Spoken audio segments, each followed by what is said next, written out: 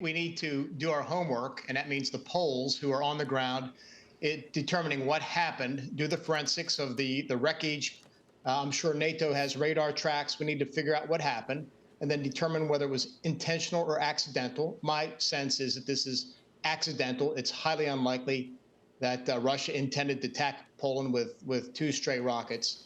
But there needs to be accountability for what happened, and because, of course, Polish citizens were killed. But I think we need to go through the appropriate steps to investigate this. I'm Right. sure this is being discussed in various NATO capitals, for sure, with the NATO Secretary General and his staff, and there will be consultations later.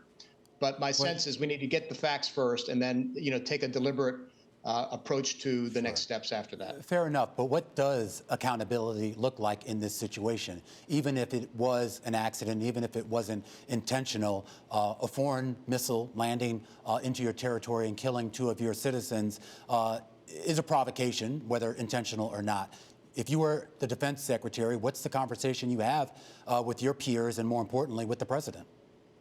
Well, I think what we need to have in terms of accountability is a Russian admission that something went wrong on their end, either poor targeting or a malfunction with regard to their weapons. We know at this point in the conflict they've used up a good supply of their precision weapons, so it may be something along those lines. But they need to admit their mistake.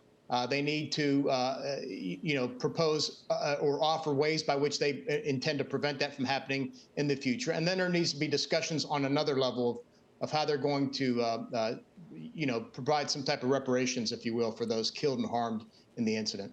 Secretary, back in March, the president said that it didn't matter if it was intentional or not, that we defend every inch of NATO territory. And this, at least according to what we're hearing, is about 4 miles inside.